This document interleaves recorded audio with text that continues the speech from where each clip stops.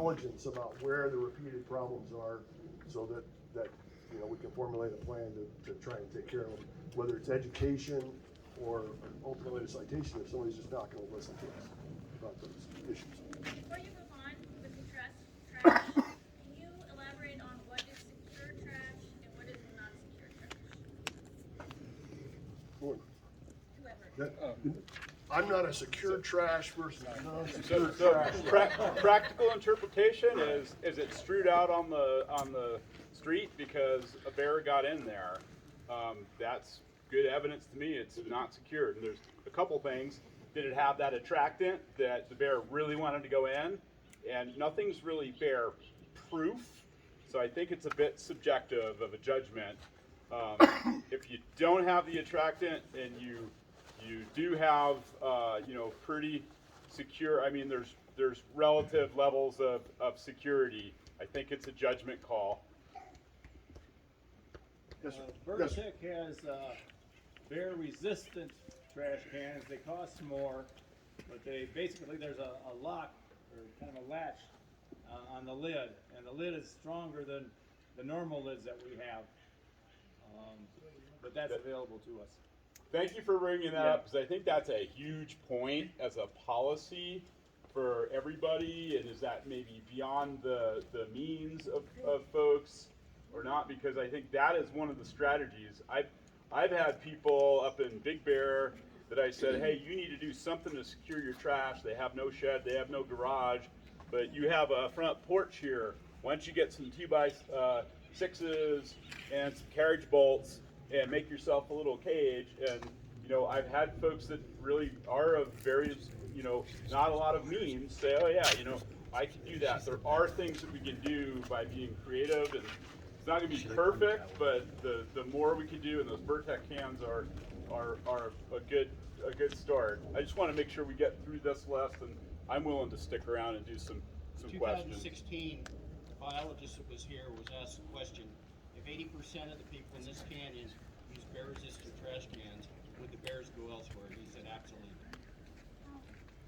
Yeah, probably Kevin Brennan. If you had a majority of folks, maybe it depends on what the bears are scoring from. If you had 5% of people that were just not with the program, I think we'd have bears in there eating that food, and that's where we look for warnings and citations at that point. But yeah, if it's certainly decreasing the availability is going to reduce the frequency of these bad conflicts. Vertec needs to be at one of these meetings because they're one of the biggest problems. Because I leave my bear can, if I'm not home on a Friday, I leave it locked and he's got to get out.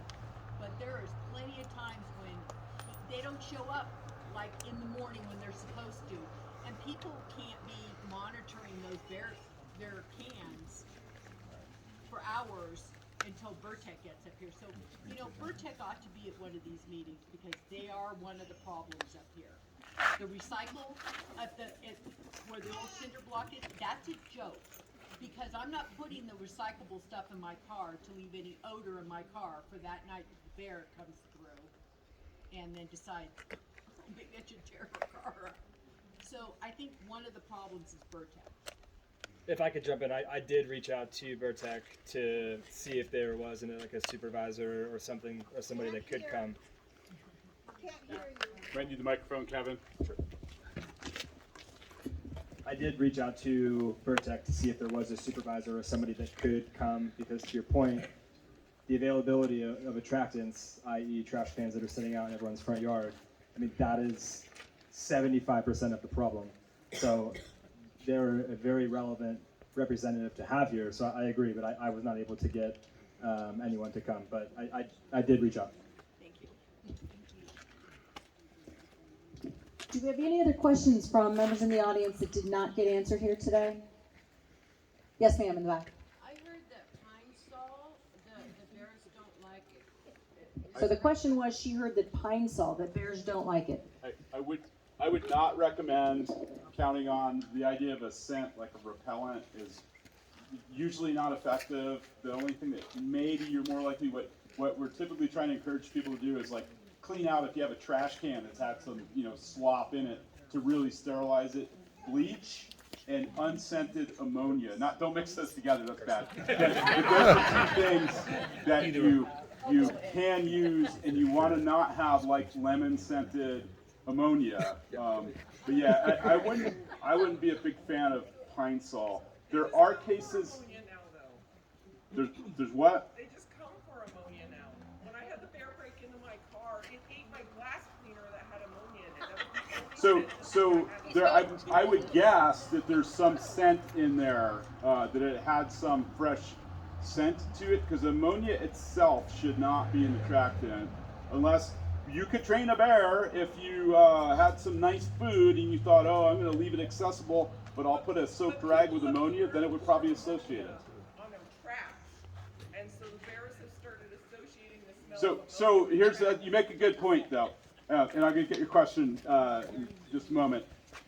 Putting a deterrent, what we think is maybe sometimes a deterrent, on top of an attractant, that ain't working. That doesn't work. The attractant is way more powerful, so you can't be, you can't not be really careful with all these other things. With your recycling that you would only put out, you just take it out of your house to take it to the recycling.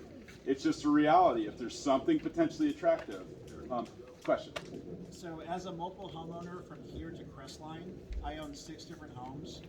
Some of them have been short-term rentals, some of them long-term rentals, including long-term residents here ourselves. Rinsing out our containers every single day, every single night before we recycle them, before we put them in the trash can. Our house is a notorious area at the end of the road. And we've had issues at the end of the road with renters before us.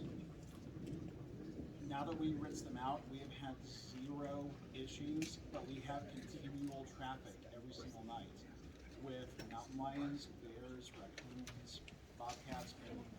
So that's a fantastic example. If you don't have a reward available, they can pass by because we live in their habitat, right? Without causing these conflicts. The key has been rinsing out all of our frozen goods, everything period, and freezing, like you said before, freezing, chicken bones, steak bones, stuff like that. But even rinsing out like ice cream containers, anything at all, making it non-attractive to any critter whatsoever, even raccoons. We have had 0 issues. That's great. 2 more questions, sir. Okay, on your pamphlet, it says, if you scare the bear away, right? Slowly back away. Don't approach the bear. So how does an active investigation, which is probably the reason most people are here,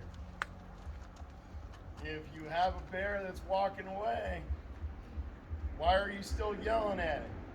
And if so, why don't you just turn around and walk away instead of shoot it? Yeah, I'm just going to address that. I think I'm loud enough you guys can hear. We don't want, that pamphlet doesn't tell you to shoot a bear.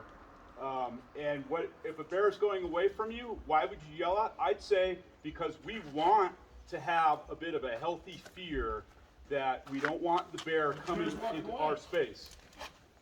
Bear's walking away, it's scared, it's already gone. So the point is to reinforce this. So we want,